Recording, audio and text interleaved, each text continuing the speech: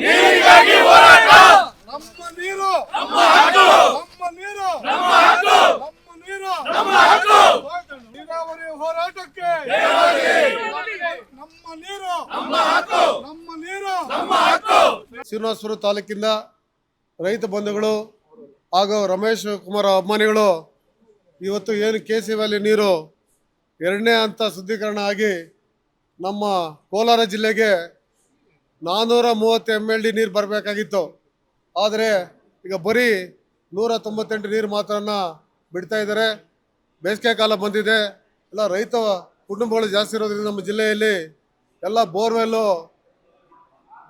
ಬೋರ್ವೆಲ್ಲಕ್ಕೆ ನಾವೆಲ್ಲರೂ ಬೋರ್ವೆಲ್ಲನ್ನು ಆಧಾರವಾಗಿ ನಂಬಿಕೊಡ್ಬೇಕು ಅಂತ ರೈತ ಕುಟುಂಬಗಳು ಇವತ್ತು KC ವ್ಯಾಲಿ ನೀರು ನಮ್ಮ ಜಿಲ್ಲೆಗೆ ಬರ್ತಾ ಇದ್ರೆ ಅಂತರ್ಜಲ ಕೆಳಮಟ್ಟಕ್ಕೆ ಹೋಗುತ್ತೆ. ಮೊದಲು 1900 ವಂಶೋದಯ ಆಸ್ಪತ್ರೆಯಲ್ಲಿ 24x7 ಎಮರ್ಜೆನ್ಸಿ ಕೇರ್ ಲಭ್ಯವಿದೆ. ಆಘಾತ, ಹೃದಯಾಘಾತ ಅಥವಾ ಪಾರ್ಶ್ವವಾಯು ಆಗಿರಲಿ, ತುರ್ತು ತಜ್ಞರ ತಂಡವು ಅತ್ಯಾಧುನಿಕ ಉಪಕರಣಗಳೊಂದಿಗೆ ಅಗತ್ಯವಿರುವಾಗ ತ್ವರಿತ, ಪರಿಣಾಮಕಾರಿ ಮತ್ತು ಪರಿಣಿತ ಚಿಕಿತ್ಸೆಯನ್ನ ನೀಡುತ್ತಾರೆ. ಹೆಚ್ಚಿನ ಮಾಹಿತಿಗಾಗಿ ಸಂಪರ್ಕಿಸಿ 7270 72770 ಅಥವಾ 9141066685.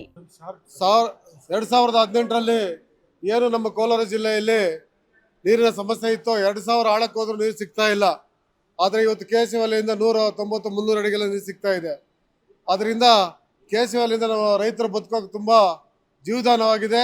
ಅದರಿಂದ ನೀರು ನಮಗೆ 430 MLD ನೀರು ಬೀಳಬೇಕು ಅಂತೇಳಿ ಬಂದಿದ್ದೀವಿ. ಇದಕ್ಕೆ ಶ್ರಮಪಟ್ಟು ನಮ್ಮ ರೈತರ ಪರವಾಗಿ ದನಿ ಎತ್ತು ಅಸೆಂಬ್ಲಿಯಲ್ಲಿ ರಮೇಶ್ ಕುಮಾರ್ ಮಾತಾಡಿ ಈ KC ವ್ಯಾಲಿ ಯೋಜನೆ ತಂದಿದ್ದಾರೆ. ಬರೇ ಒಂದು ವರ್ಷದಲ್ಲಿ 1300 ಕೋಟಿ ಯೋಜನೆಯನ್ನು ಪೂರ್ಣಗೊಂಡಿದೆ ಅಂದರೆ ಇದು ವಿಶೇಷ ಕರ್ನಾಟಕದಲ್ಲಿ. ಮತ್ತು ಮೊನ್ನೆ ವಿಧಾನಸಭಾ ಪರಿಷತ್ನಲ್ಲಿ ಒಬ್ಬ MLC ಮಾಡ್ತಾಯಿದ್ರು, ಕೋಲಾರ ಜಿಲ್ಲೆಯಲ್ಲಿ ಉರುಳಿ ಬೆಳೆಯೋಕ್ಕಾಗಲ್ಲ, ಆದರೆ ಇವತ್ತು ರಮೇಶ್ ಕುಮಾರ್ KC ವ್ಯಾಲಿಯಿಂದ ಮಲೆನಾಡಾಗಿದೆ ಅಂತೇಳಿ ಅದನ್ನು ಉಳಿಸ್ಕೋಬೇಕಾದ್ರೆ KC ವ್ಯಾಲಿ ನೀರು 430 MLD ನೀರು ಬರಲೇಬೇಕು. ಮತ್ತು ಎರಡನೇ ಅಂತ ಏನು ಮಾಡ್ತಾ ಇದ್ದೀರೋ ಅದಕ್ಕೆ ಉಳಿದ 132 ಚಿಲ್ಲರೆ ಸೇರಿಸಿ 600 MLD ನೀರು ನಮ್ಗೆ ಕೊಡಬೇಕು. ಯಾಕಂದರೆ ಬೆಂಗಳೂರು ನಗರದಲ್ಲಿ ಈಗ ದಿನಕ್ಕೆ 1200 ಮಿಲಿಯನ್ MLD ನೀರು ಕೊಳಚೆ ನೀರು ತಮಿಳುನಾಡಿಗೆ ಹೋಗ್ತಾ ಇತ್ತು.